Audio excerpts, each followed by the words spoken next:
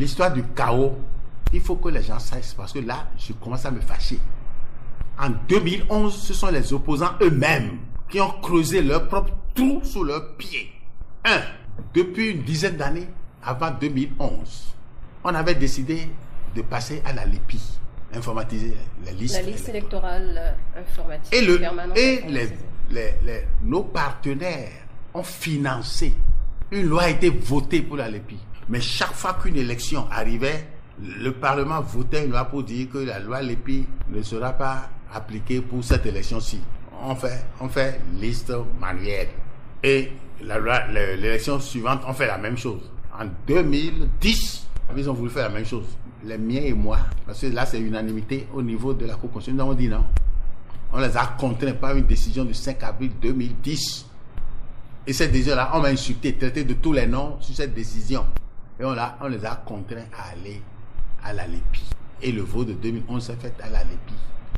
Les détails de cette LEPI, s'il faut en parler, j'en parlerai. Mais que les gens cessent, de toute façon, plus personne ne m'emmerde. J'emploie le mot, ce mot est gros, c'est pas de mon habitude.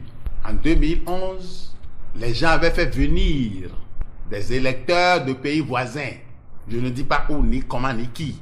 Et quand les gens de l'EPI passaient de maison en maison, faire le recensement de ceux qui sont dans la maison, les gens de la maison donnaient les noms des importés pour les élections. Mais eux ne savaient pas le processus d'enrôlement.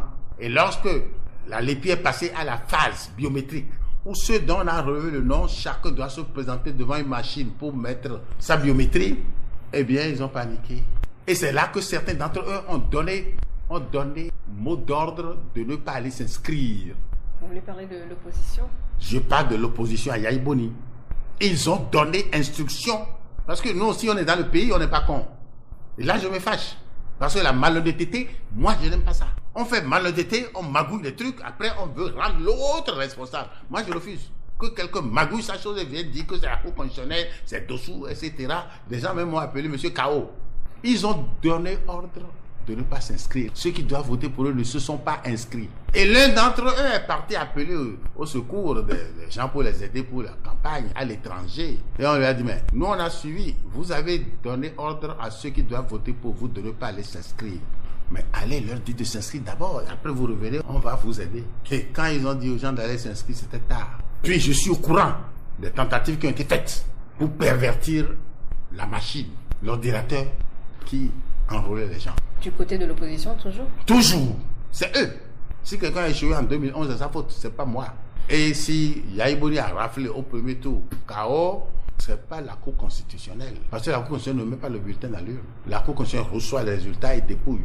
Et c'est en 2011 que nous avons fait le plus grand battage. Nous avons ouvert la Cour constitutionnelle pour que les gens viennent voir comment nous travaillons. Et malgré ça, on continue de distiller dans l'opinion. On dit que j'ai pris à Yahi Boni, les uns ont dit 6 milliards. Les autres, j'ai d'ailleurs oublié de présenter ma facture à Yahi Boni.